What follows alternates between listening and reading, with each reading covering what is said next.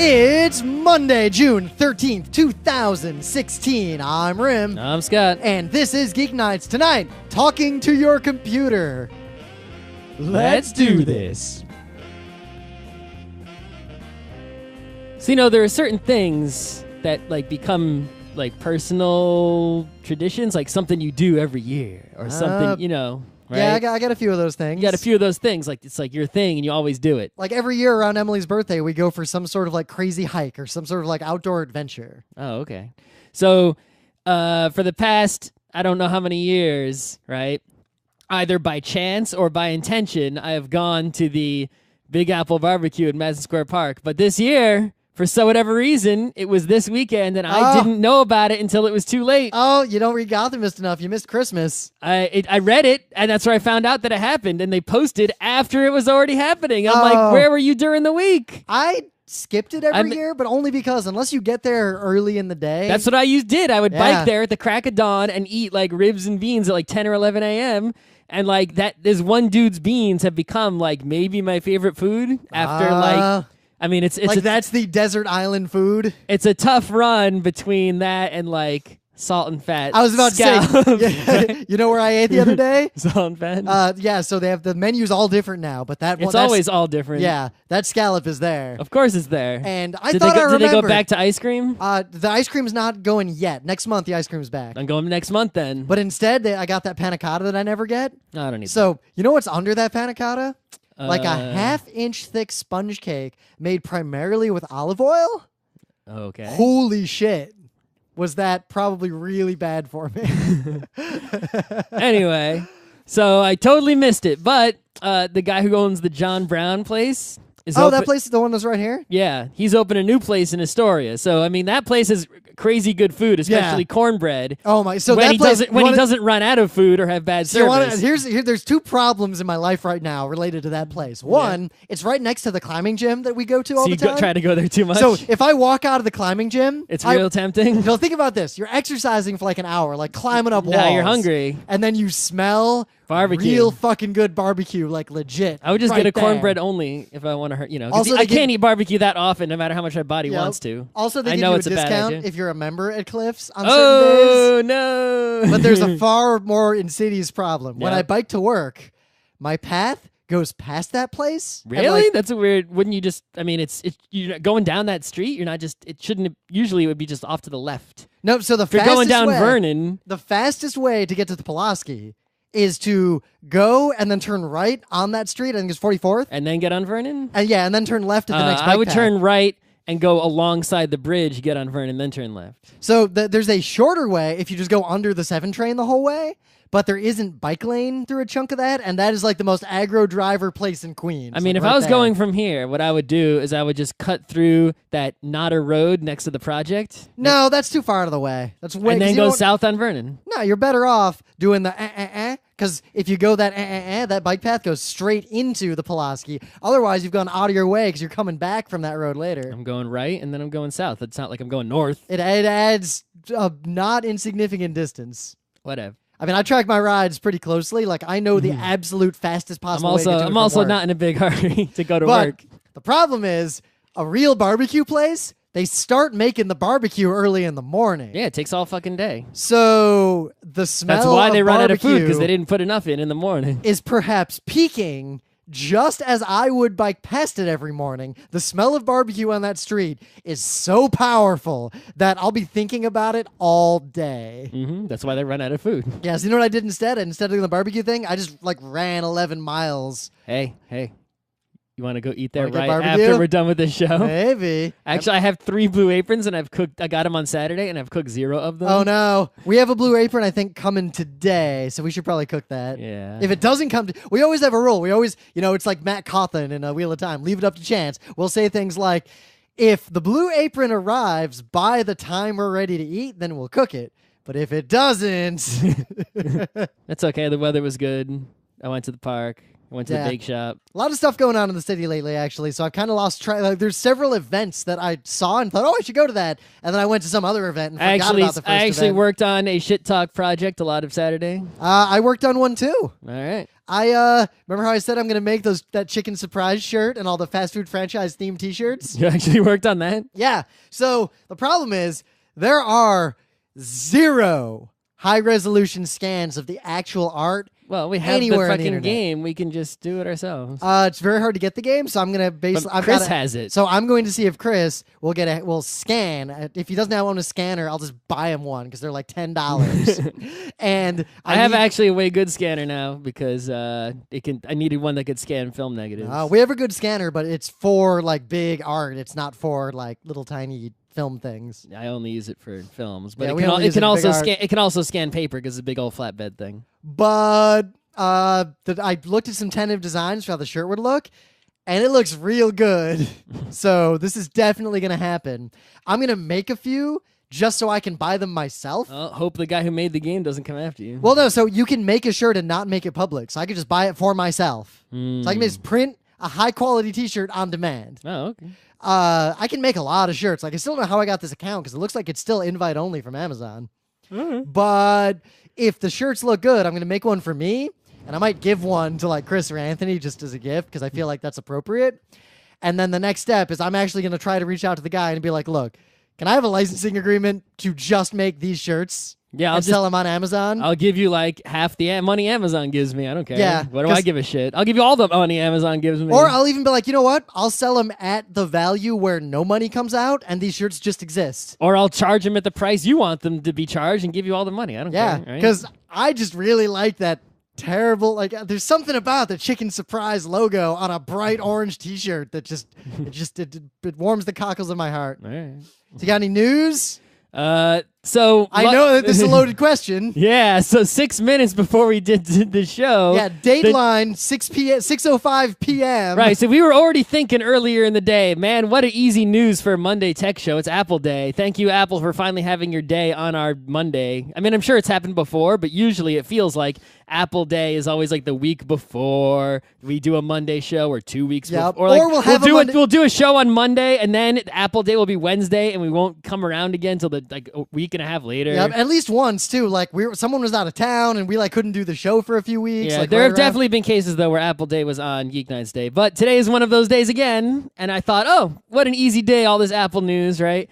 But no, 6 minutes before we did the show, an even bigger news appeared.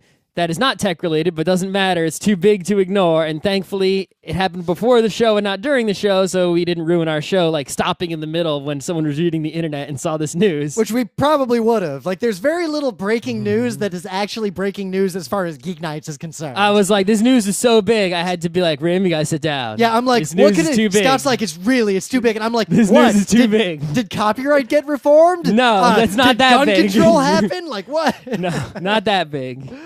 But this news is ginormous. You probably know it already, unless, I mean, by the time you're listening to this, right, it's been hours already. Yeah, and if you know who we are, you can guess what we're about to talk about. So, one of the most important people, right, the president, I don't know, is he a CEO? Was CEO? I could look up I guess I gave up the whole news already. I'm gonna look up his LinkedIn profile and see what his actual title was, because I didn't even... Robert, I do not know his middle name. He might not even have one. Koo. My grandpa doesn't have a middle name. Has officially resigned as the person who was in charge of Penny Arcade. He was the president, sure. It appears. One of the most important people who makes the shit happen that we care about. Yeah, no, he was the... Well, still is, but he is still, for until, I guess, mid-July, the president of operations and business development for Penny Arcade Inc. and the managing director of Child's Play. I wonder if he will continue to run Child's Play. I'm pretty sure he's resigned from everything. He's going to the beach. But I think that the thing specifically said leaving Penny Arcade. I don't know. It didn't, I mean, it wasn't detailed enough, right? To be honest, I know a lot of people who are managing directors of charities, which means they literally do nothing. Yeah. So. You'd have your name on it, right? So, what does this mean? It's... and again, we're not going to speculate on any weird stuff. We don't have any information you don't have, really. Yeah. Even if we had information you didn't have, it's probably something we shouldn't share. In fact, people who paid money to be in Club PA, which we're not in, I think they got a newsletter from him this morning or something, and they know more than we do because we're not paying for that shit. Yep. And no one shared that online yet. Yeah, but it looks like the official PAX site thing just says that on July 15th, he's going to step down, from Penny Arcade and Child's Play. Okay. And that's all we know. So generally, when this sort of thing happens, just in general, crapo basic business out there. There was a drama. There's either some sort of internal drama in the company business itself. reason, like we're not doing so well lately. Out with the CEO. Let's put a new one in. I don't suspect the latter is what happened here, and I don't even really suspect the former is what happened here, because Penny Arcade is a pretty, as an outside observer, I mean, you never can know unless you're part of one of these things. It looks pretty tight. Like, I feel like there's enough family feeling and intimacy to where it wasn't... It seems like their growth phase has... Oh, you mean drama? Yeah. Yeah, I don't think there was drama. But it seems like their growth phase has ended, and they're sort of been really, like, in the status quo of hovering and stability for quite a while. Which is, when you look at it, they were... Like a few years, at least. PAX South is already going into a third year. So, like, for the past 2 or 3 years, they've just been sort of doing the same thing, not really doing anything they new. hit this sort of, like, peak momentum where they started expanding PAXs rapidly.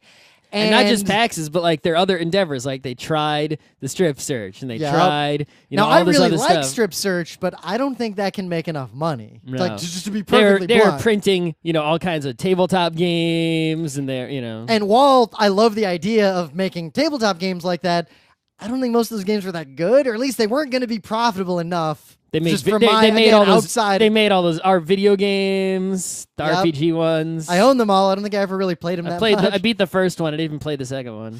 But in terms of PAXs, it's interesting because the two main PAXs, West and East, and we'll get back to the fact that it's called West now because it's interesting that they pointedly changed the name to West kind of ahead of all this. Mm-hmm. So I wonder if that was in a planning phase. I don't think that has anything to do with them resigning. No, but it could in the sense of like they're trying to align PAXs to be their own thing and sort of consolidate. I don't think it matters that much.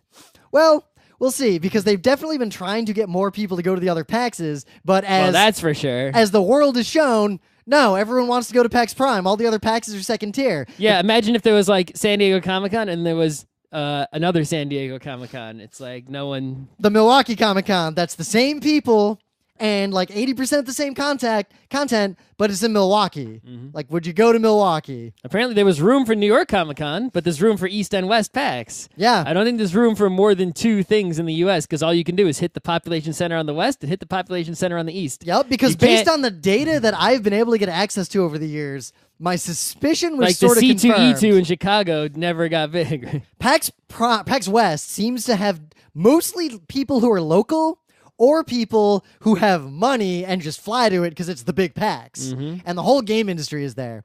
PAX East seems to be mostly either game industry, especially East Coast game industry, Yep. and there's 50 to 70 million people within a short drive of Boston. Yep. So everyone on the East Coast goes to that one, or at least tries to, because even if you can't afford to fly out west, like that's within spitting distance. PAX South is like hardly any industry, or the mid-tier and lower industry who can't, Like, I'll put it this way: this is the shocking truth. And locals, if you and listed diehards, if you listed in order of like how much actual impact they have in the industry, everyone in the games industry or adjacent to it who goes to PAX South in an official capacity. We're not in the bottom 10th of that list. We're in like the bottom 9th. Yeah. Like, like we're at the bottom of the list as opposed to not being on the list. Right. But PAX South is almost all locals, like from Texas. Mm-hmm. Like not even from nearby states, but like they live in or near San Antonio and drive there for the day. Mm-hmm. Like, and PAX Aus is pretty much just people in Asia Pacific and crazy people like us who fly and mostly out there. Australians. I didn't see, how many like Chinese, Japanese, Philippines, Indonesian, Malaysian I get the people. impression, just because I went to the next pack, the 2 PAX Auses ago after when Scott didn't. You don't see a lot of Antarcticans there. And what I saw was that I suspect the demographic of people from Asia Pacific who go to PAX Australia who are not from Australia is very close to the demographic of people from Asia Pacific who go to PAX Prime. That is my guess, based on the audiences, based on interactions. I mean, even people from Western Australia don't go to the Eastern Australian PAX. Yeah. Because it's so big. Like it's Melbourne, Sydney, Brisbane, like that East Coast district, and that seems to be the majority. Yep. So PAXs can't expand in terms of more PAXs unless those PAXs, like, I hate to say this, but if there were 2 PAXs in Seattle and 2 PAXs in Boston, they'd probably all 4 sell out way more than PAX South does. Maybe. That's my guess. Anyway. But yeah, Robert Koo, what's going to happen to PAX? I don't know. Yeah, because not for nothing, but even as recently as the PAX East we just went to, like some shit went down, like with the Boston police nonsense where they were like checking people's bags and crap. Like it was kind of a clusterfuck.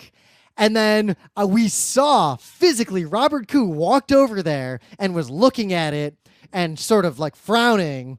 And then a tweet came out that was like, we're dealing with this. And then it was dealt with. And it was from his Twitter account, not the Penny Arcade Twitter account. And also, there was the time there was a hotel block and some PAX people couldn't get in their hotel rooms and because the Oakland Raiders came to town and the hotel gave the rooms to them instead. And then Robert Koo personally went to the hotel and fought with them and got the Oakland Raiders kicked out of the hotel. And it's like, sure, even if it's somebody else's job to do that, do you think that they will succeed where Robert Koo succeeded? No, I think that another person or most human beings I can think of, like if Mike or Jerry had to go talk to the hotel, they're not going to make it happen. Right? Who do you know in the Penny Arcade organization that could go to that hotel and make that happen besides because Robert that Koo? Sort of conversation is there's a lot of factors. There's the Magic Man factor, or the magic person, someone who just has that combination of gravitas and whatever, which is pretty rare.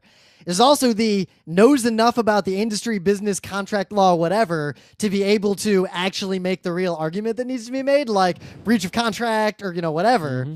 That's a skill. Like, that's a real difficult thing to do. If you don't know... It's a skill and knowledge. Yeah. And then third... And a personality. You've also got to be someone who understands, like, PAX and, like, the culture of the convention and its needs. There are very few people who have all of those attributes. Mm-hmm. So, I have a lot of faith in PAX because the enforcers do a lot of the things that make the PAX culture good. But an enforcer can't go fight with a hotel. Yeah, but there is a tier of things above the top of the enforcers that are at the level of Penny Arcade staff that I hope they find some combination of people who can fill this role effectively, because I don't think there's one person who could. Nope. That's how much I respect Robert Koo in all the years I have either interacted with him or just watched him interact with others. So I guess, Robert, we salute you. Good luck, have fun. I hope you are taking a vacation and you enjoy it. And we'll keep going to PAXs. Until they burn in a fire. I hope they don't. I hope PAXs outlive me. Sure, but they could burn in a fire. Now, if somehow... I'm not saying this is going to happen, but if somehow PAXs decline, I'll do everything I can just to get everyone I know and just start the equivalent spiritual successor. Sure. That's what I would do. That would be my life. I would consider quitting a job and then borrowing money to try to make that happen. But hopefully it'll not come to that. GeekNights Expo, GNX. I might just go more generic than that. Of course, just GAX. Not even GNX, just GeekNights Arcade Expo? No, it just doesn't stuff that Nickelodeon... No, it doesn't even stand for anything. It's just GAX. So I guess in actual techno... Right, so it was Apple Day, like we said before. Yep. And it took me... This is the Worldwide Developers Conference, which means that Apple only talks about stuff that developers care about, and not stuff like products that normal people would buy. It was surprisingly hard to, without several minutes of Googling, find a succinct list of the things that they announced. Well, because a tech news site wants to make a whole bunch of stories, one for each item that Apple talked about, to get you to the most ad impressions from clicking on all these separate articles. Yep. So on the super high level, they're really pushing Swift both as like a general the super purpose. High level, they're talking about their 4 OSs, right? Yep. The TV, the Mac, the iOS, and the watch. Yep. Now, there's no more OS X. There's going to be, Sierra, they called it? No, it's Mac OS. Yeah. They changed it because they had iOS, TV OS, Watch OS, and now Mac instead OS. of OS X, it's Mac OS, which is what it was originally. I think they really messed up with OS X because they went with the animal names right away, and they kept, in those early 2000s, they kept incrementing the animal, and they never had the balls to just make it OS 11. Yeah. Right? And I think it's because they never really, even the one, if you compare the newest one to the first OS X, it still has that same fundamental design of the old Mac OS bar at the top, right? The top level menus that you even have on like a Mac Plus, which I have in my closet. But what made it OS X was the taskbar at the bottom. And you still have that exact same fucking taskbar at the bottom. So it's like, it's still OS X. It doesn't seem like it's worthy of an 11, right? Because they haven't revamped it completely. So they just kept improving or, well, changing, the various apps and adding features and like notifications and spaces and all that, all that kind of stuff. So I guess that's the reason they never went to 11 with it.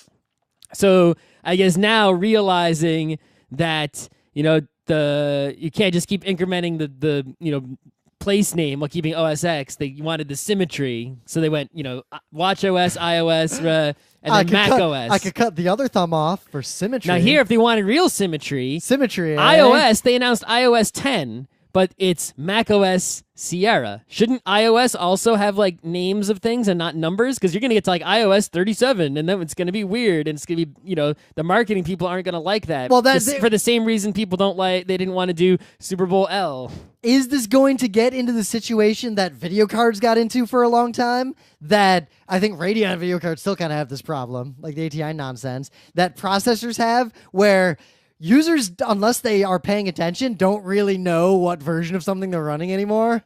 I think they're going to, either change Mac OS to have a number, or they're going to change all the other ones to have names, and it'll be iOS name, watchOS name, tvOS name, and macOS name. So they made a big deal about end-to-end encryption and all their privacy stuff, and that whole session seemed to just be a big middle finger to the FBI, which props. Except they also gave the FBI like this huge like olive branch, right? Yep. Because while they were announcing all this shit about, privacy, which Apple does, right? That's a legit thing and that they've always believed, and they're just promoting that fact that they have that belief more than they used to. Yep. They also made phones way easier to unlock. They're like, hey, everybody, look, half the new features not half, but a large number of the new features they announced, especially in iOS, were like, check all this stuff that you can do without having to go through the pain in the ass of unlocking your phone. It's like, really? That's such a pain in the ass with my fingerprint sensor? Or, oh, Android's had that forever. I can run like fucking almost any widget I want outside of my lock That's also screen. a bad idea. Oh, I'll just send a password reset email to Scott, and then I got his phone. I can't unlock it, but I can see the password reset email on the home screen, the lock screen, and then I reset his email. Now I got everything. And then, they also announced a feature that was like a pretty quick thing. They're like, oh, you could unlock your Mac if you're wearing your iWatch. Oh, great. So now it's not something I know, and it's not something I know and something I have. It's the worst of all situations.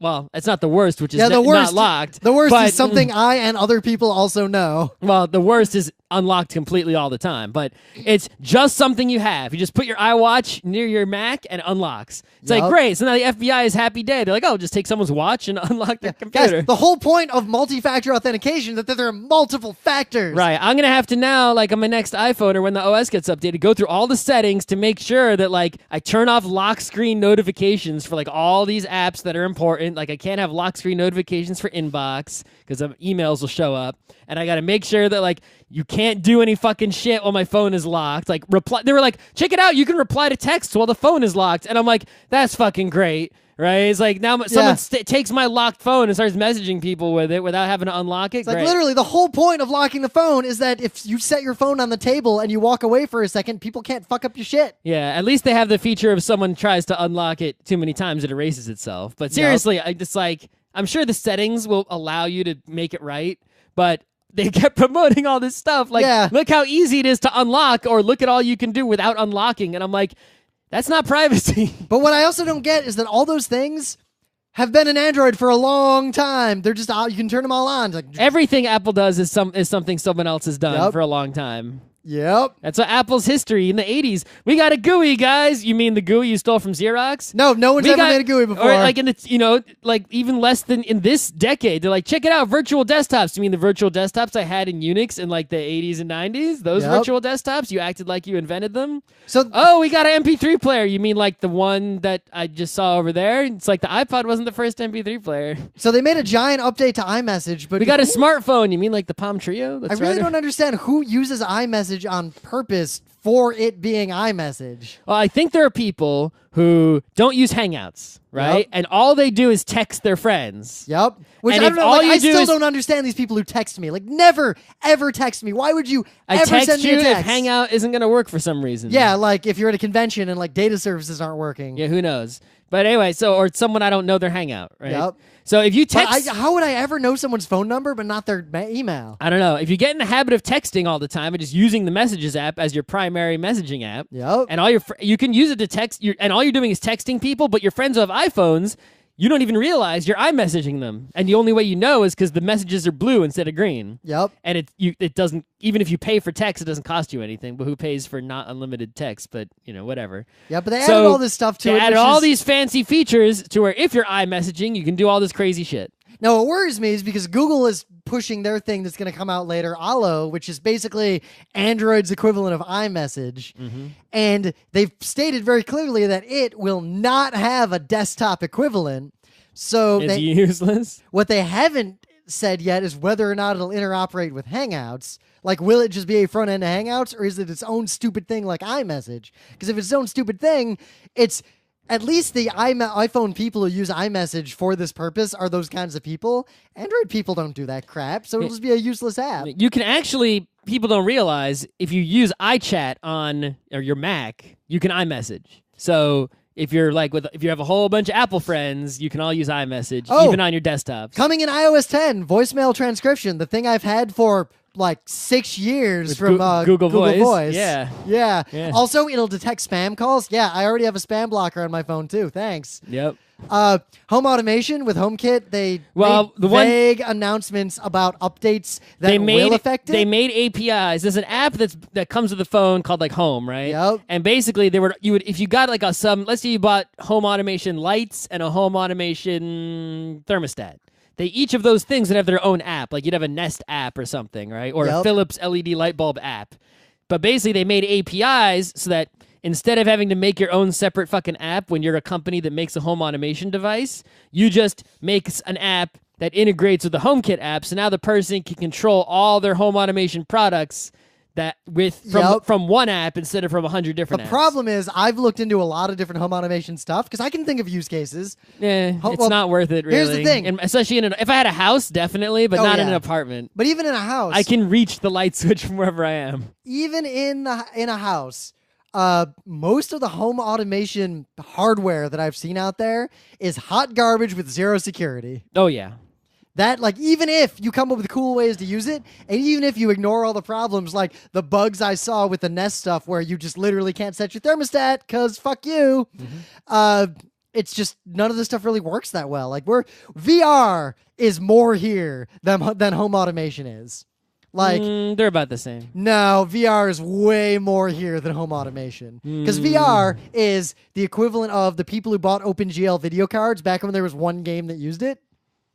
Like hobbyists. But even the people who are super hobbyists about home automation find that they can't actually use this shit and it doesn't integrate well and it's insecure. I know there are people who have home automation shit that works, like opening their garage door with their phone, opening their house door with their phone, changing the lights with their phone. Yeah, no, look at all this light stuff. Like the companies have just deprecated an API and just like bricked all the existing hardware that was out there. The Nest stuff barely works. All these light bulb things have problems. There's fights over the standards. I'm sure, but the people who are into it have the good ones that work. No, but from what I can gather, the people who are into it, not all of them are broken. have a surprising number of problems on a regular basis. I think. I mean, it can't be that hard to make a good one. I should just do it. Yeah, if but that's really the case. There's a lot of low-hanging fruit companies making really bad fruit. Yeah, no one's buying that. You got to buy the good shit. If you're in the home, if you're into that, you're hanging out in the home automation subreddit and stuff, and it's like what the good stuff is, right? Apple Music is redesigned. Meh. No one cares. So a lot of the announcements that they made also are Siri related, which is what our main topic is going to be about. Yep. So let's just hold off on that. We'll hold off on that indeed. But yeah, they didn't announce new MacBooks, and nothing you could buy was announced, right? Yep. The other big announcement that I was sitting through the whole thing, and I'm like, nothing I care about. So here's something I do care about. It's just a small thing. It used to be on the iPhone, a lot of the apps you couldn't delete because they came with the iOS. Oh yeah, I remember the iPhone kids complaining. Right, so I didn't really give a shit. I just shoved them in a folder on the second screen and never looked at Can it. you delete them now? But some people are OCD and like they have to delete the app. Oh my god, they got some fucking problems, right? They got to delete that shit. I mean, I would really like to. There's one Xperia icon I can't delete. Whatever. So the reason there's actually an okay, somewhat decent reason for having undeletable apps. For some of them anyway. So for example, the Messages app, right? The one that for text messages. Yeah. It's possible, for example, that like you would be in, I don't know, a website, and the website would have a phone number on it, and you would want to touch that phone number in order to call or text. So if they let you delete the phone or Messages app, that would be, wouldn't you basically, there's integrations there, right? If they deleted this, if they let you delete Safari because you wanted to use Chrome, it's like, well, what if you delete Safari and don't have Chrome or don't even have a browser or Chrome doesn't update? Well, like back in the day, remember? And it's like you click on a link and someone sends you in Hangouts and you can't open it. It's like you would break your phone, basically. Remember back in the day when there were all the kind of BS lawsuits against Microsoft saying you can't bundle Internet Explorer with Windows? It's like, then what do I do when I have a brand new computer? I need a browser. Yeah, how can I download Chrome? Yes. Anyway, so wget? there are certain apps that you still aren't able to delete, but a lot of the apps that didn't have that kind of integration where they were basically undeletable are now going to be able to be deleted in the next iOS. For example, like the Compass or the Reminders app or like this kind of garbage that like you might not be using. Whatever. So that's an okay news. Another news is that they made a new free app. And I was when they started announcing it, I was like, oh my God, finally. But no, it wasn't what I thought it was going to be. So they're like, they want people to, they started talking about Swift, their programming language they made, and hyping it up way more than it deserves. They're really pushing it to be a general purpose language. I mean, it's not a bad language, but they're hyping it up. Yeah, Apple always does that. They talk about how great everything is when it's not as great as they say it is. Yep. I mean, you can have a fun time going look at old keynotes where they hype something up for being so great that is now a dead product or no longer exists. But anyway, so hyping up Swift, and they're like, we're making a thing where you can code Swift on an iPad. I'm like, yes, finally, you don't need a stupid Mac with Xcode to make an app. You can just make an app for iOS on an iOS device. It's a miracle. It's the greatest. Yes, but that's not what they did.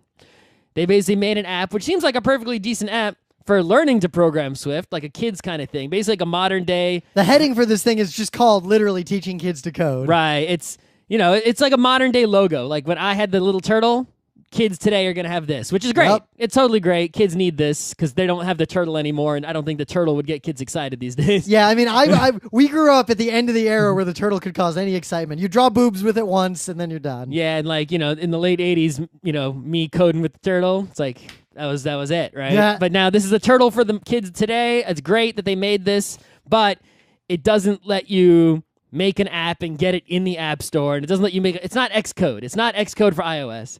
And my coworker was like, oh, they can't make that. And I'm like, why couldn't they make it? They're like, well, here is three arguments that I countered, and he said, oh, I guess you're right. So first argument was, well, how are you going to type? And I'm like, dude, it supports Bluetooth keyboards. Yeah. It's like, oh, okay. And the other argument was, but how can it like compile? Like Xcode is like this huge program. How can it possibly compile a program to run on itself? And I'm like, an Apple II compiles a program to run on itself. I'm like, your computer right there compiles a program that runs on itself. It's like any computer can, since like it doesn't run on vacuum tubes, pretty much. Can compile a program that then runs on itself. As an aside, actually, vacuum tubes are coming back. For audio amplifiers? No, for processing. I was going to save this for some Mondays. You have in the a future. vacuum tube smaller than a transistor? Yeah, so vacuum tubes have use cases to replace transistors in certain situations now. Whatever. Anyway. We're little tiny vacuum tubes. Yeah, and then he's like, but Xcode is such a big, giant application. They don't want to, maintain that. And I'm like, you don't have to maintain it. You make something completely different. You just call it Xcode or mobile Xcode or something. And then you make it only develop iOS apps. It doesn't need to be able to make Mac apps. Yep. Or right, it only needs to be able to make iOS and maybe iWatch I mean, frankly, apps. if I could run either native Adobe applications or like the Steam games that will run on my regular old non-video accelerated laptop now, I would own like three iPads. But that'll never happen. So iPads are almost useless to me. iPad is perfectly fine. I don't need a laptop. Thing is, what 90% of what I use my laptop for is running Adobe software. I run the mobile Adobe software. I've never found that I've needed the full one when I'm on the go. Edit a panel video. I don't do that on the go. Yeah, I do. I do that sitting at my desk at home. I do that on my laptop. I have no interest in doing it on the go either. I do it on the go. Okay. Or playing Civ 5. And I bet I could still do it with mobile Adobe Premiere. Dude, I would defy you to do that. And I just don't play Civ 5 on the go either. I play Civ 5 on the go, and Overwatch runs totally fine on my laptop that I bought in 2009. don't play that at all. So. Yeah, you're the only one left. I'll be like the last man on earth walking around while everyone else is hooked in and playing Overwatch. And then my glasses that I don't need will break while I'm sitting in front of the library. There was finally time. It's totally an aside. I know I bring this up a lot, but seriously, I cannot believe that Overwatch is actually the successor to Weapons Factory. Like, I never thought that would actually ever happen. Next gaming show, we can talk about all these E3 announcements like the new Quake. What was this? Someone tweeted, and they were like, wow, E3 has a lot of announcements. There's Shoot Man, there's Walk Man, there's Puzzle Man, and Jump Man. That's pretty much it. Yup.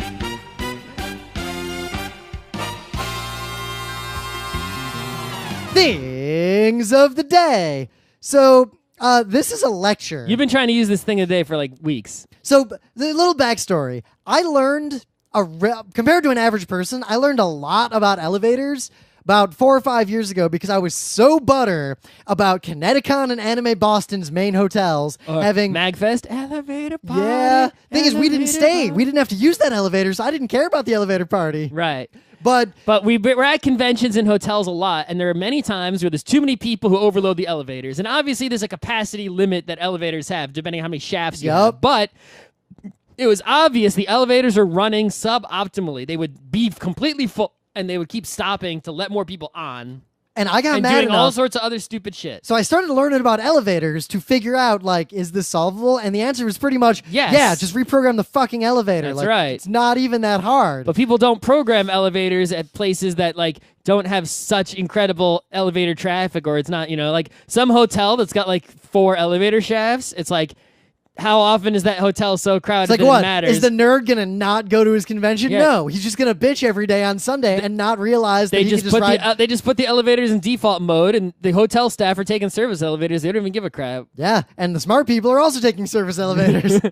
But a lot of people like to think they can hack elevators. Now, yes, you could. Like, you could reprogram the elevators, all sorts of crazy stuff with it. But most people who say they think they can hack an elevator are full of utter shit, are spreading urban legends, and just all this sort of nonsense. Now, I learned as much as I could learn just on my own about elevator The main hacking. urban legend I've heard, I don't know how true it is hold the number you want to go to and close door at the same time. That's never been true. So, and on some elevators, it will express. No elevators will it do that. Boom. Urban legend denied. The best case for that is there are some elevators where if you do that, it'll still stop on every floor that had a floor call, but it just won't open the door. But it'll stop at the floor anyway, not saving you any time. The door just won't open. Oh, well. So this is a lecture. Better hope it opens at your destination. This is, we talk about, like, we go to cons, but we don't go to that many panels at cons anymore because very few, like an anime con, unless it's like Mike Toole or Daryl Surratt, like, no one's going to tell me anything I don't already know. Man. Maybe someone would, but we don't care that much. Or they're going to tell me something I don't know, but they're going to mumble it through 50 unrelated minutes of, like, rambling Sonic the Hedgehog fanfic or whatever. Like, they're not good presenters. But this right here is a panel from a convention. If you want a prototype for the kind of panel that I like to go to at a con, it is this one. It was called Elevator Hacking from the Pit to the Penthouse. I believe it was given at a DEF CON a couple of years ago.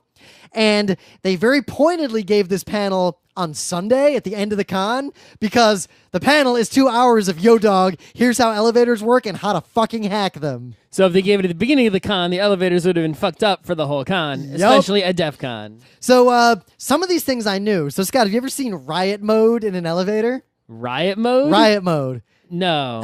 Many elevators have riot mode. Okay. So I thought I knew what riot mode did. I was wrong. Now I actually know what riot mode does. I also know how it's distinct from executive mode and all these crazy modes. Executive mode. The only mode I know about is regular mode and fire department's here mode. Go directly to the floor we tell you to. And, No, like, so what do you think fire mode does?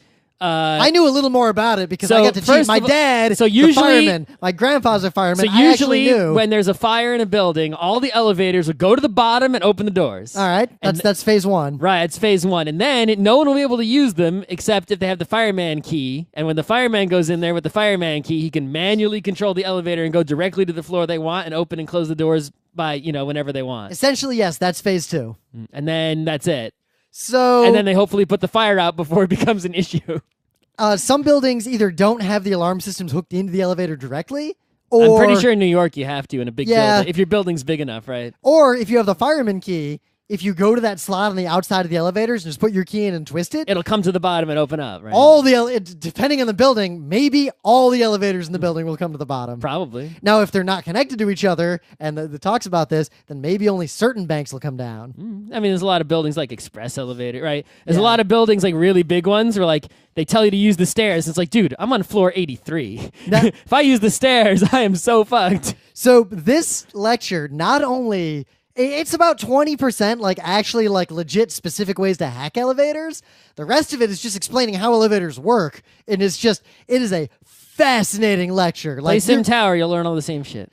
so you know the history of Sim Tower, right? Yeah. Sim Tower was actually basically a real simulator application for tall buildings. It was a to Japanese thing first. yeah, so- to optimize elevators and shit.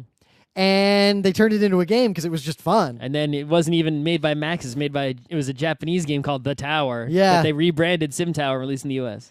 But for real, like I this should is play some two, Sim Tower. this is 2 hours. Like you will be shocked at how fascinating this lecture on how elevators work is. And to give you basically the gist of it is, if you care about security, an elevator is, unless it is secured elsewhere, like before you even get to the elevator, an elevator is just a shaft or a stairway that goes to every floor of your building that is not locked. Pretty much. So you got to think of the day. I do. It's just a quick thing of the day because I couldn't find anything. So basically, it's a little thing. It's like how to turn any cat into Totoro. And you just cut out this little paper thing and you put it on the back of the cat. And it's just pointing out how like the back of a cat's head is Totoro shaped. So you put the white thing. You put the white thing on the back of the cat. Oh my God. And you could just turn any cat into a Totoro. If any of you own cats, you have to send us a picture of your So cat. you can see all these tweets here of people who did it and took a cute picture. So, I think that they went to the trouble of cutting out the eyes, but I think you could just use the little reinforcements you use for 3-ring binders. I was about to suggest the same thing. And it would be sticky already, and you wouldn't have to like spray Post-it glue on it or anything. So, how to make your own cat into a Totoro. Oh my God, this is real good. And if your cat makes a good pose, it'll be an even funnier picture, like that middle one.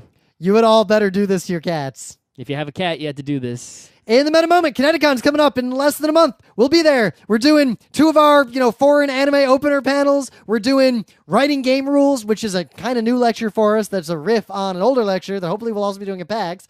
We might be doing a couple other things, but we can't do a lot, even though we're actually some of the highest in-demand panelists at the show. We run the panels department, so we can't actually spend all our time doing panels. We got to sit at a desk. Do And we get a hotel? I do have a hotel. It's kind of far away, but I have What's our one. transportation? I booked Amtrak. I don't want to take Amtrak. Well, it's Amtrak or Megabus. Yeah, Yeah, you gonna take Megabus? I'll do something else. Megabus or Amtrak? I'll walk. Or you can rent a car. I'm not renting a car and paying to park it in Hartford. No. I did that once. That was way too much money. No. I'll tell you what Amtraks we're on. I'm going Thursday night and coming back Sunday night. I'm not sticking around. I just don't care. No, not sticking around. Yeah. Otherwise, PAX Prime, we'll be doing hopefully at least 1 or 2 panels there. And the Patreon's going strong. Somebody, and I'm not, I might thank you personally if this shows out to be legit, just donated $50 a month to us. What the fuck is wrong with them? So I'll see if that's legit. That's like a whole video game every month that you could buy, a brand new one.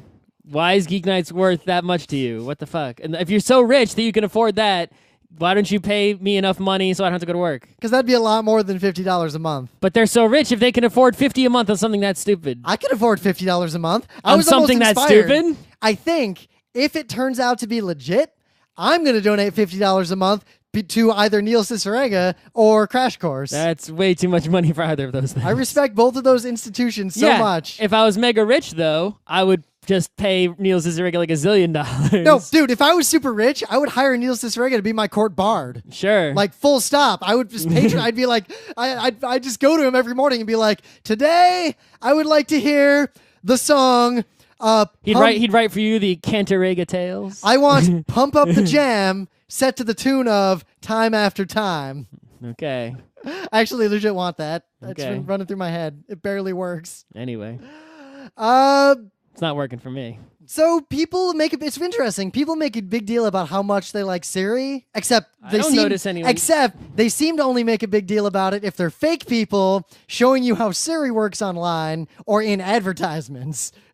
And yeah, the only time, like, I'm in New York City. There's iPhones everywhere, and the only time I ever see Siri being used is at an Apple keynote. I've never seen anyone use it in person. I have seen someone use it in person only, and when I say only, I mean literally 100% of the times I have ever seen someone use Siri out loud in public in New York. They were showing someone else what Siri is. They were not actually earnestly using it. Right, but meanwhile, so, I've seen a couple people have claimed, I haven't seen them use it, but they claim to use Siri often. So it's like there's a few diamonds in the rough out there who just keep, well, I don't know if they're diamonds, but there's a few people out there, a few bad eggs who use Siri a whole bunch. But also, I have a coworker who claims, and I believe him, I don't see why he'd lie, he's got the Amazon... The Echo? The Echo, and he says he uses that like a whole bunch, but it's like... See, now I would use something like an Echo way more than I would use something on my phone. Yeah, I can see that, but I think he's in a situation that's like perfect for it. Like, because the Amazon Echo, it's like, if you don't I have other stuff, so it's like I have a sound system. If I didn't have one, then that would make sense. But right? It's like it can't control my existing sound system. It just is a sound system. Yeah, and home automation is there. I can't be like, Echo, turn the temperature down, turn the lights up, close the blinds. Right. Yeah. So I think, the biggest thing is like, so the main idea here is that you control something by talking to it. And there are occasions where I find myself wanting to do this. It's pretty much only 2 times. Right? My one use case is I am biking and I want to respond to a text when I was wearing Google Glass. That's my number one. It's not even Google Glass, but like I see on my watch there's something there, and I just want to either say like, hang up, or, quick text reply or something without having to stop biking. Except I don't stop biking. I just reach over because I have the Pebble with the physical buttons. And I could push the physical button too, but I can't do everything I want to do. You can do a lot more with the voice, right? True. So like in the Google, like reply. Fuck you! I'm not coming to your birthday party. Also, if I talk while I'm biking, that's not really a big deal. But will it work if I talk while I'm biking with the wind and everything? I don't know. So with Google Glass, it did like scarily well. Yeah, I was actually Google really Glass. Google Glass worked. I never had a problem talking to Google Glass. But that was only because it was on my face. With the watch, I'm not gonna like let go and like hold my watch up to my mouth to talk into it. No, it's got to be able to hear me from where I am. Because I can only do that if I'm going slow. I don't know if you get like if you bike like at a high speed. You can't let go with one hand, or if you bump into something, you're dead. Right. The other time is I want to do it is when my hands are busy, right, and not cooking. So I'm cooking, and I'll be like I'm knee deep in a bunch of raw chicken. I want to be like, I'll be like set. I don't want to touch the phone with my dirty hand. I want to say set 5-minute timer. There's actually an Apple commercial where Cookie Monster did this, and he's like, set cookie timer. I want to do things like set cookie timer, set oven, preheat oven to 450, which can't do. Another great use, which I don't have. Siri, how long do I cook this for again? Yeah, there's another situation that doesn't pertain to me, but pertains to people who can't use their hands well for whatever disability reason. That's like the best possible use case for this stuff.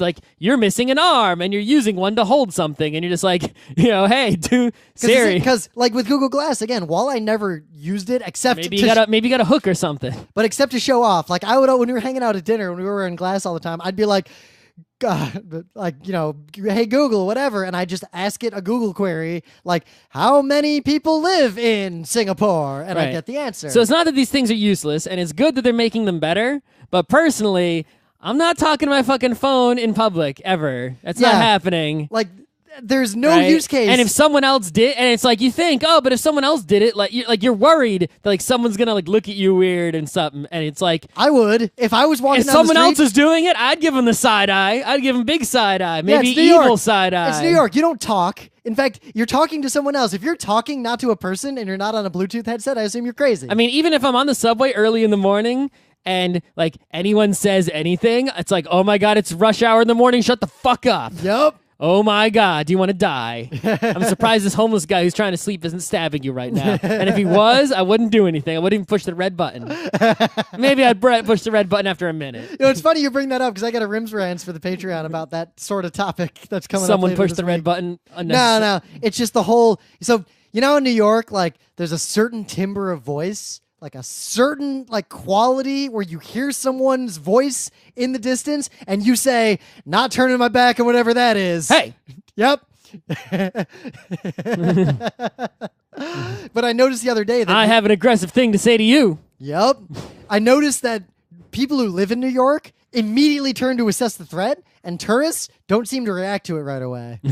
Like I noticed that. Yeah. Yeah. Anyway, Okay. that's totally aside. But I want this technology to get better. But yeah, it's I just disable Siri. They're like, we had Siri on the Mac now. We No! improved Siri. It's like, dude, none of these announcements mean anything because if I get any device that has Siri, I am disabling it immediately. And you know what the number one reason I disable it immediately? Even though I do have occasional uses for it. Like there's a couple times where I'm got my hands full of dough and but I really want to set the it never does timer. enough. Like if I have my hands full Right. of dough, I haven't set it up. I can't make it. I do have the Siri thing. disabled and I can't use it. And I'm disappointed. I can't lie. I'm disappointed at that moment. But when I had Siri enabled, you know, and I wasn't really using it, it kept activating constantly. And I'm like, oh my God, get the fuck. Like it kept turning on and being like, doo-doo, hello. And I'm like, why? Go away. I'm not trying to use you now. You have accidentally enabled yourself and tried to listen to me when I don't want you here. And that Yup. happened constantly. Well, every time I'm going to do the kinds of thing I could do with Siri, I'm either holding my phone anyway, Like or I I'm can at a- only imagine like sitting there doing real work on your Mac, and like you're just working, and then Siri pops up. It's like, "Hell, what do you want?" And I'm like, "Go the fuck away!" Oh my God, I'm disabling you so hard. Uninstall. So it comes down to because the voice recognition is really good. Like the technology is there. Like Yeah, no, it's fine. like and, even now, like and if the, I actually and the back end of it just keeps getting better, like crazy fast better. yeah, neural networks are a big part of that, Yeah, guys. it's the deep learning and whatnots, right? It's Like, way it's- good. But the output of what it does is still like someone needs to do a lot of like real UX effort into making the experience for the use cases that actually would matter to normal people, which I think just comes down to I am cooking. Like that use case, like you said, the Cookie Monster set a timer. It has to also know what I'm cooking. Like the recipe has to be like easy to put in so I can like ask it questions about the thing I'm cooking right now and has to just work immediately all the time while I'm cooking. Because if it can't answer the question I'm asking, I got to wash all the rotten chicken off my hands or the raw chicken. Hopefully it's not rotten. And then I got to go to my phone and futz with it. And at that point, 100% of my utility was already gone. Yep. Yeah, it's really good for things that take one step, like what's the score of the hockey game, or Yup. give me directions, but anything that requires multiple steps and like decisions. So like they always use examples of like apps for like restaurant reservations and shit, right? So it's like, okay, Siri, find me a restaurant. Okay, get one that has a gluten-free option for my friend. So already- okay, get one that has a table for 7. Okay, it's like Thing is, even if you're at a computer in at this Yelp, neighborhood. like you're at a computer on Yelp or on the internet, that's still a really hard problem to solve. Like I You're can't solve clicking that on like typing. anything that takes multiple steps and becomes real work. Suddenly, the voice thing is just useless, and it's like you just need to click or touch to until it has that sort of semantic context where I can be like, Siri, how hot do I have to make this chicken to not make me sick? And Siri responds like, cook it to this temperature for this amount of time. And there's a lot of there's a lot of things where it's like a simple search it can do, right? Like what's the news today? Whatever the headlines. But it's like usually I'm doing a complex search, like I get to a street and there's police activity, and it's like, man, I know I can search Twitter and do the exact searches in this way, and maybe I'll find the info on but this. I want to be like, I can't be like, can I be like, search Twitter for tweets and this, it's like suddenly it's a complex query, and I don't know if Siri can do that really. Unless it gets to the point where I can be like, Siri, what's going on at 42nd Street? Yeah, that would be right. And it knows that you're thinking, asking about something that's happening right now, and and it's not just going to be like, oh, 42nd Street? Well, there's a tourist there. Yeah, 42nd Street is in Manhattan, in the city of New York. It's like, no, I want you to tell me that, like, oh, yeah, somebody shot someone, or the water main broke, or something like that. Yep. Anyway.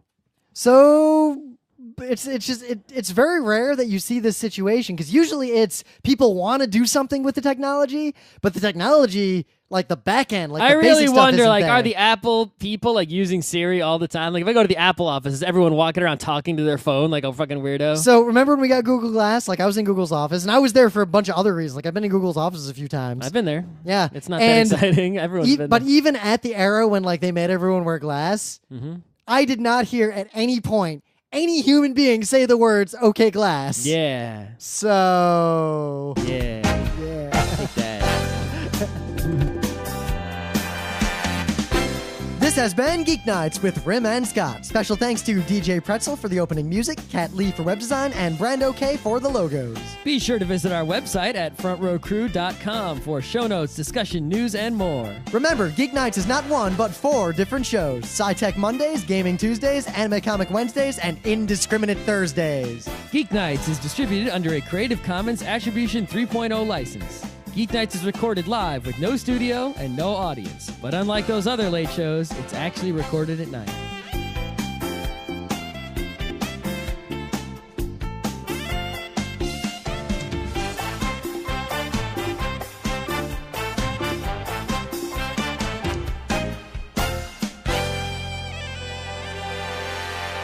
The Patreon patrons for this episode of Geek Nights, in order of the amount of money that they give us on a continuing basis, are Alan Joyce, Rebecca Dunn, Nicholas Brandau, Heidi McNichol, Amanda Duchette, James David White, Christian, please close parenthesis, Kuntz, MyStady.com, Sean Hayworth, William Eisenrose, Jeremy Miner, Spartacus, Iggy Kidd, Matthew Smith, Kajar Tavishan, Joshua Joestar, Tyler Eller, Don Schleich, Sean Yeager, Clinton Walton, Ren from New Zealand, Robert Lee, Ryan Perrin, Drew Openlander, Ray Lavelle, Brian Cedrone, Rochelle Montanona, Finn Eric Silverrod, and the Infinite Sadness, Aaron Cerise, Chris Midkiff, Chris Knox, Flame Darkfire, Sam Cordery, Daniel Redmond, Chris Haddad, Sean Klein, Chris Reimer, and Thomas Hahn. I think I'm getting pretty good at going down that list, but I think it's only because I've said all your names, at least many of you, so many times that there's sort of a rhythm to it. I overheard in the background out of the studio, Emily's sort of partially memorized this list just because I yell it so often to her microphone. So, yeah. If any of you open the game Fast Food Franchise, not just Chris, and you would be so kind as to scan at least like the main game elements and send them to me, I'm going to make that t-shirt. Even if I don't get a license to sell the t-shirt or like legitimately put it out there, I'm at least making it for myself, and I'd be willing to open it up in a limited time just for people who wanted to have these, what I think are going to be amazing t-shirts. So let me know. And now I leave you with something odd.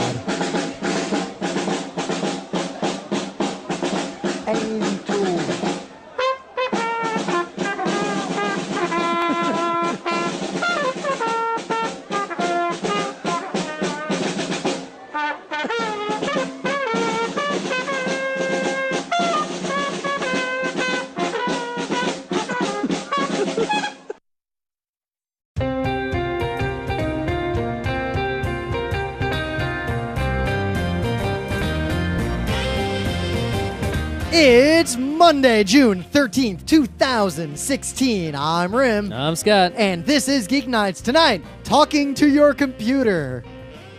Let's do this. So, there are certain things that like become like personal traditions, like something you do every year or something, right?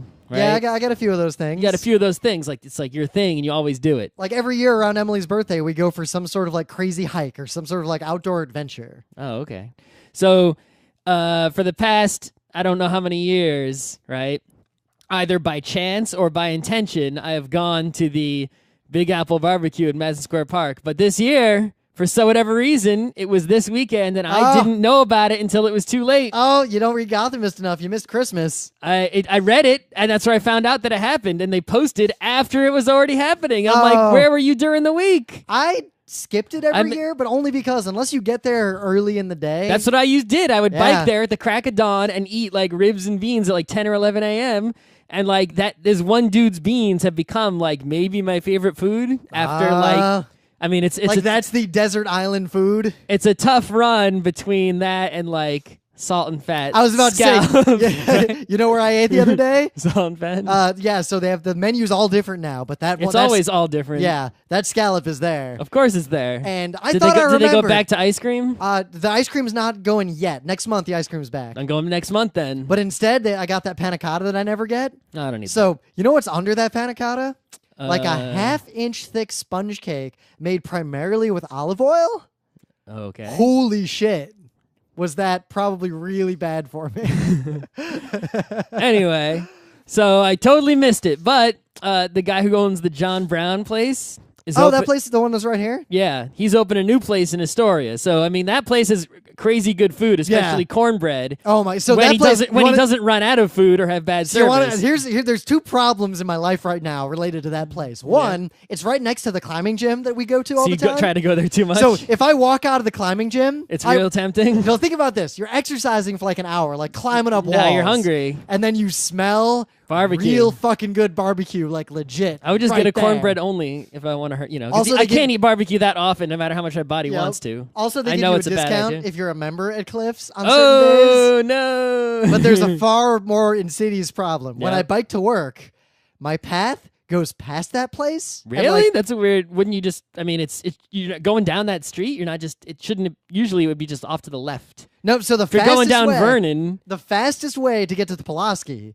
is to go and then turn right on that street. I think it's 44th. And then get on Vernon? And then turn left at the next bike I would path. turn right and go alongside the bridge, get on Vernon, then turn left. So there's a shorter way if you just go under the 7 train the whole way, but there isn't bike lane through a chunk of that, and that is like the most aggro driver place in Queens. I mean, if I was going from here, what I would do is I would just cut through that Nodder Road next to the project. No, that's too far out of the way. That's way. And then go south on Vernon. No, you're better off doing the because if you go that that bike path goes straight into the Pulaski. Otherwise, you've gone out of your way because you're coming back from that road later. I'm going right, and then I'm going south. It's not like I'm going north. It adds a not insignificant distance. Whatever. I mean, I track my rides pretty closely. Like, I know the absolute fastest possible way to get to I'm also work. not in a big hurry to go to work. The problem is, a real barbecue place, they start making the barbecue early in the morning. Yeah, it takes all fucking day. So the smell That's why they run out of food, barbecue because they didn't put enough in the morning. Is perhaps peaking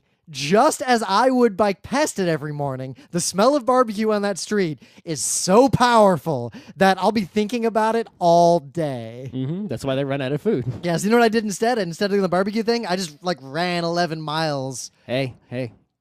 You want to go eat there right barbecue? after we're done with this show? Maybe. Actually, I have 3 Blue Aprons, and I got them on Saturday, and I've cooked 0 of them. Oh, no. We have a Blue Apron, I think, coming today, so we should probably cook that. Yeah. If it doesn't come we always have a rule. We always, it's like Matt Cawthon in Wheel of Time. Leave it up to chance. We'll say things like, if the Blue Apron arrives by the time we're ready to eat, then we'll cook it. But if it doesn't... That's okay. The weather was good. I went to the park. I went to the bake shop. A lot of stuff going on in the city lately, actually, so I've kind of lost track. Like, there's several events that I saw and thought, I should go to that. And then I went to some other event and forgot about the first I actually event. worked on a shit talk project a lot of Saturday. I worked on one, too. All right. I remember how I said I'm going to make that chicken surprise shirt and all the fast food franchise themed t-shirts? You actually worked on that? Yeah. So the problem is there are 0 high-resolution scans of the actual art. Well, we have the fucking game. We can just do it ourselves. It's very hard to get the game, so I'm gonna basically. Chris has it, so I'm going to see if Chris will scan. If he doesn't own a scanner, I'll just buy him one because they're like $10. And I have actually a way good scanner now because I needed one that could scan film negatives. We have a good scanner, but it's for like big art. It's not for like little tiny film things. I only use it for films, but Yeah, it can also scan paper because it's a big old flatbed thing. But I looked at some tentative designs for how the shirt would look, and it looks real good. So this is definitely going to happen. I'm going to make a few just so I can buy them myself. Hope the guy who made the game doesn't come after you. Well, no, so you can make a shirt and not make it public. So I could just buy it for myself. So I can just print a high-quality t-shirt on demand. Oh, okay. I can make a lot of shirts. Like, I still don't know how I got this account because it looks like it's still invite-only from Amazon. But if the shirts look good, I'm going to make one for me, and I might give one to, like, Chris or Anthony just as a gift because I feel like that's appropriate.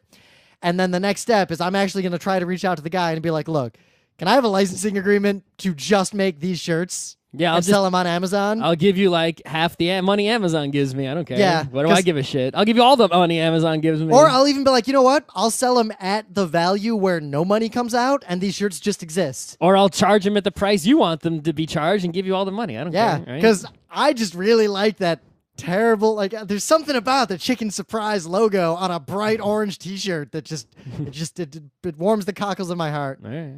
So you got any news?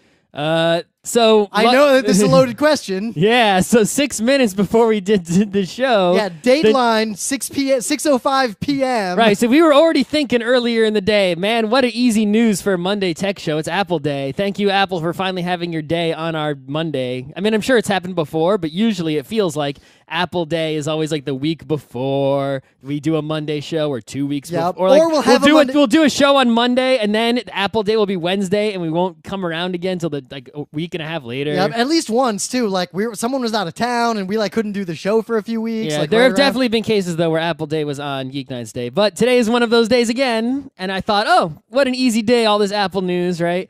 But no, 6 minutes before we did the show, an even bigger news appeared.